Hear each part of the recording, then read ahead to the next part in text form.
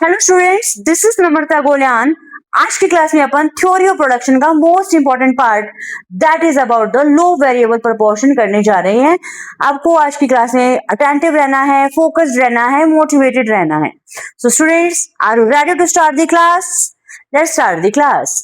Before proceeding the topic law variable proportion, हमें ये जानना होगा टोटल प्रोडक्ट क्या होता है, एवरेज प्रोडक्ट क्या होती है और मार्जिनल प्रोडक्ट क्या होती हैं। These terms are interrelated to each other. Product, common sense, in general sense हम बात करें, प्रोडक्ट का मतलब हमारे सामने कोई भी प्रोडक्ट है वो आउटपुट ही होता है। So what do you mean by total product? What do you mean by marginal product? What do you mean by average product? हम इस इकोनॉमिक सेंस में बात करें, टोटल प्रोडक्ट क्या होता है? Total product is the amount of total output produced by given amount of factor of production. Total product is the amount of total output produced by given amount of factor of production is total product. देखिए, suppose at 1 unit of fixed factor of production, at 1 unit of variable factor production, you are gaining 10 units of total product. at जैसे fix factor of production तो constant है, variable factor production को increase किया जा रहा है 1 2 3 4 and total product is changing like 10 30 60 80। Understood? It means ये कह सकते हैं, सपोज आपको समझाने के पॉइंट ऑफ व्यू से मैं एक एग्जांपल ले रही हूँ। At 1 unit of fixed factor production, at 4 units of variable factor production, total product is 80 units. आपका जो टोटल प्रोडक्शन है वो क्या है? 80 यूनिट्स। ओके। एवरेज प्रोडक्ट क्या होता है? एवरेज, जब हम टोटल से एवरेज डिराइव करते हैं उसे एवरेज प्रोडक्ट कहते हैं। पर यूनिट मतलब out of your resources, out of your factor of production, per unit आपको कितना आउटपुट गेन हो रहा है, that is the average product. Average product is the per unit output produce out of particular factor employed. Understood? जब हम total product divided by variable factor of production करोगे, then you will get average product. Okay. Marginal product क्या होता है? Marginal product तो बहुत simple है और बहुत इंपॉर्टेंट टर्म है। Addition to total product by employment of an extra unit of a factor. By employing extra unit of factor, आपको कितना एक्स्ट्रा आउटपुट गेन हो रहा है, that is the marginal product. एक बार दोबारा सुनिए, ध्यान से सुनिए, मार्जिनल प्रोडक्ट क्या होते हैं? What do you mean by marginal product? By use of an extra unit of a factor, आप टोटल प्रोडक्ट कितना गेन कर रहे हैं, how much change. Understood? That is the marginal product. Marginal product कैसे calculate करते हैं? Suppose TPN minus TPN minus 1, उस proceeding unit को आप लेस करोगे तो आपके पास डिफरेंस आ जाता है, चेंज। इसे हम मार्जिनल प्रोडक्ट को in short term change name से भी डिनोट करते हैं। अंडरस्टूड? फैक्टर्स में चेंज करने से आपके आउटपुट में कितना चेंज आ रहा है, that is the marginal product. अब हम बहुत इंपॉर्टेंट पार्ट करने जा रहे हैं, लो वेरिएबल प्रोपोर्शन। अक्सर एग्जाम में ये पूछा जाता है, आपको कैसे एग्जाम में इसको प्रेजेंट करना है। लो वेरिएबल प्रोपोर्शन को डिफाइन करोगे, अजम्पशंस लिखने हैं, टेबल लिखने हैं, डायग्राम बनाना है। Understood?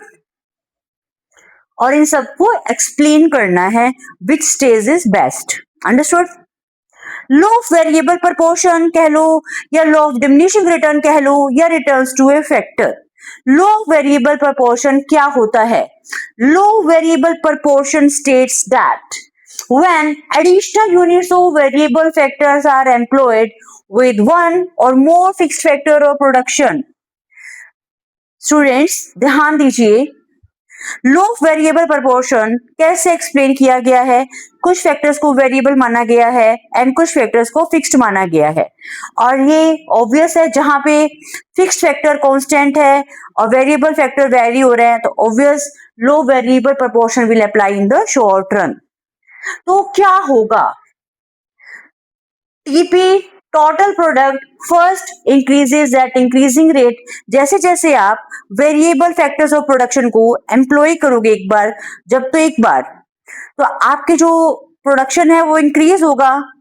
TP increases at increasing rate, then थोड़ा स्लो डाउन हो जाएगा, then at decreasing rate eventually decline and assume technology remain constant।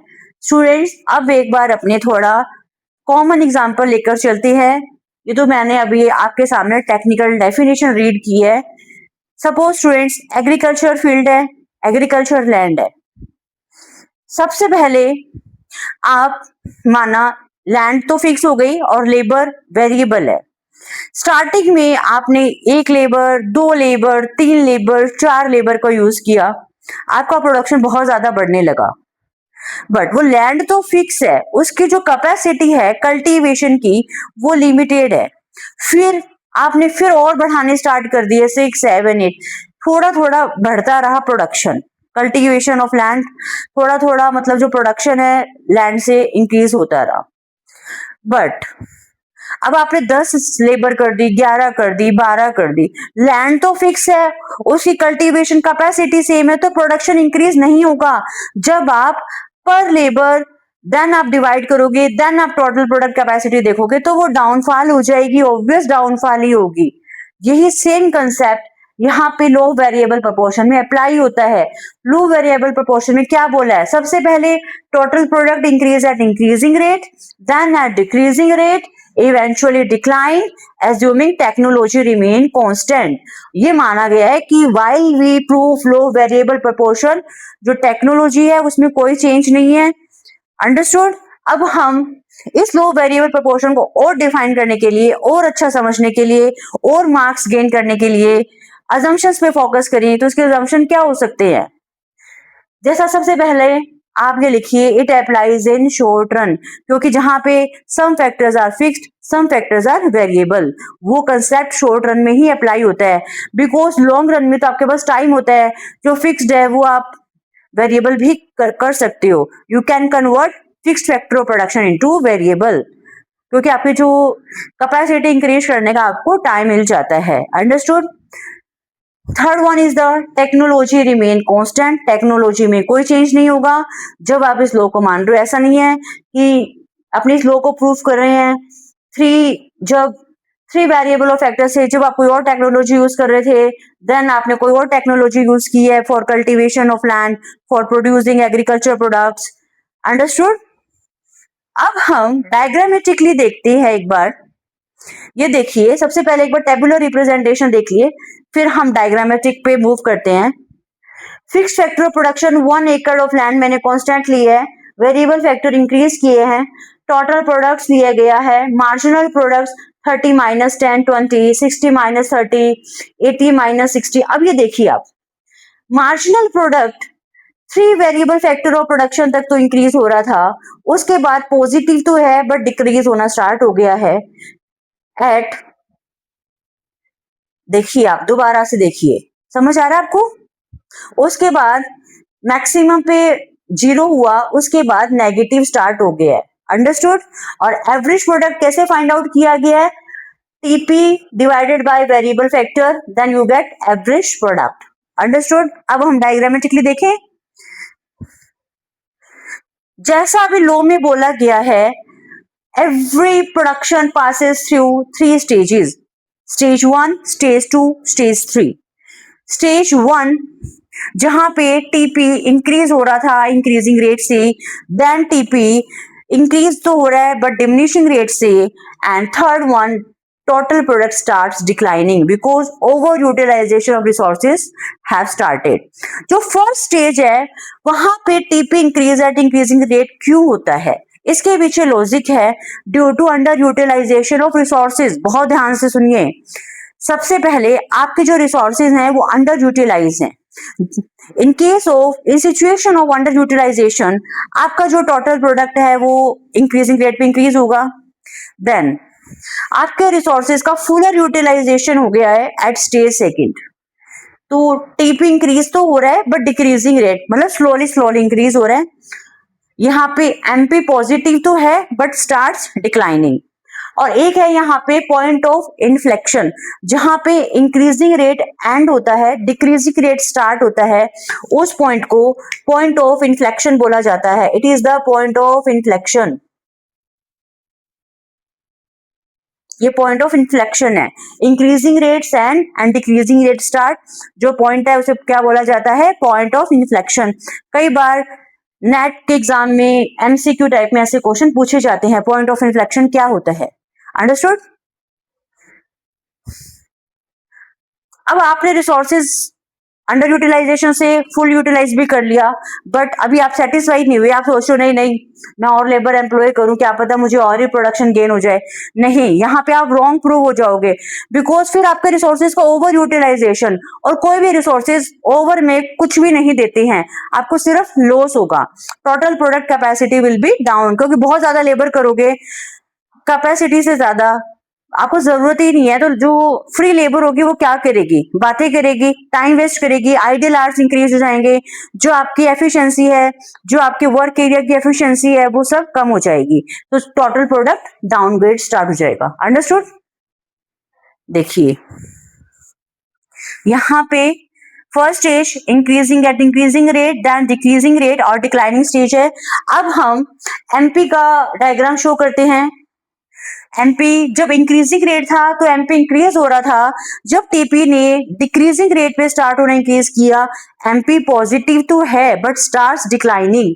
जहां टीपी मैक्सिमम है वहां एमपी जीरो है, जहां एमपी डिक्लाइनिंग है तो इट मीन्स टोटल प्रोडक्ट आपका डाउनफॉल स्टार्ट हो चुका है। Any doubt. देखिए अब अपने सामने क्या क्या रिलेशंस आए हैं टीपी और एमपी, बहुत इंपॉर्टेंट है, और ये आपको एग्जाम में प्रेजेंट करना चाहिए in explanation box. TP increase at increasing rate, तो एमपी इंक्रीज होगा जब एमपी डिक्लाइन स्टार्ट हो चुका है बट पॉजिटिव है, तो it means TP increasing at decreasing rate, और जब मार्जिनल ऑफ प्रोडक्ट नेगेटिव है तो it means TP has start declining. Understood. अब आपके सामने एक क्वेश्चन और मैं पूछना चाहती हूं, कोई भी प्रोड्यूसर है वो स्टेज 1 में बेटर फील करेगा या स्टेज 2 में या स्टेज 3 में, आपको मेरे आंसर दीजिए, आप मेरे क्वेरी का आंसर। स्टेज 1, स्टेज 2 और स्टेज 3। स्टेज 1 में रिसोर्सेज अंडर यूटिलाइज है, स्टेज 2 में फुलर यूटिलाइजेशन है, एंड स्टेज 3 में ओवर यूटिलाइजेशन है, वो आपका डिग्रेडेशन स्टार्ट हो गया है। रिप्लाई स्टूडेंट्स, कोई भी प्रोड्यूसर है वो स्टेज 2 में वर्क करना चाहेगा, इट इज अ इकोनॉमिकल, यही जो एरिया है he wants to attain, stage 2 wants to attain, सबसे जो बेटर है, सबसे ज्यादा जो बेनिफिशियल है किसी भी प्रोड्यूसर के लिए जो स्टेज है वो है स्टेज 2। अंडरस्टूड। अब हम एक छोटा सा इंपॉर्टेंट रिलेशनशिप आपको बताना चाहती हूँ एपी और एमपी का। रिलेशनशिप बिटवीन, अभी तो मैंने एक्सप्लेन किया था टीपी और एमपी का रिलेशन, अब मैं आपके सामने एक्सप्लेन करना चाह रही हूँ एमपी एंड एपी का, मार्जिनल प्रोडक्ट और एवरेज प्रोडक्ट का रिलेशन। ये देखिए आप,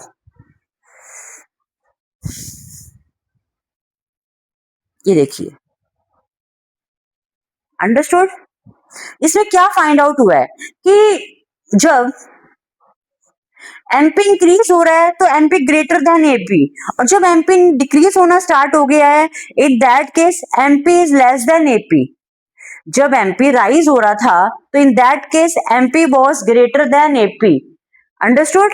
और जब एमपी ने डिक्लाइन होना स्टार्ट किया तो MP is less than AP. इसका मतलब जो स्पीड की बात करें, एमपी इंक्रीज और डिक्रीज रैपिडली देन एपी, एक तो हमारे पास ये कंक्लूजन आता है, और एक है एवरेज प्रोडक्ट मैक्सिमम कहां होगा, average product will be maximum is that point where AP is equal to MP. ये देखिए आप, ठीक है, AP is equal to MP, वहां पे एपी मैक्सिमम होगा। 3 रिलेशनशिप हमारे सामने आई है, और एक मेन इंपॉर्टेंट बात ये कि एपी कभी भी जीरो नहीं होगा, एपी कभी भी नेगेटिव नहीं होगा, AP will always be positive. MP positive, negative, zero सब हो सकते हैं, but AP will always be positive. Understood. Students, MP और एपी का जब हम रिलेशन की बात करें तो एक प्रॉपर्टी तो हमारे सामने ये आती है, एमपी इंक्रीजेज और decreasing more rapidly than AP. जब एमपी इंक्रीज होगा तो एमपी ग्रेटर देन एपी, जब एमपी डिक्रीज हो रहा है तो in that case MP is less than AP, और एपी जो मैक्सिमम है in that point MP is equal to AP. और ये आप एपी के पर्सपेक्टिव से भी ऐसे रिलेशन को डिफाइन कर सकते हो, जैसा भी आपके क्वेश्चन एग्जाम पेपर में पूछा जाए उसके अकॉर्डिंग आप रिलेशनशिप बना सकते हो। अंडरस्टूड? स्टूडेंट्स, आज की क्लास में हमने जाना है type of products, law of variable proportion को बहुत अच्छे से एक्सप्लेन किया है।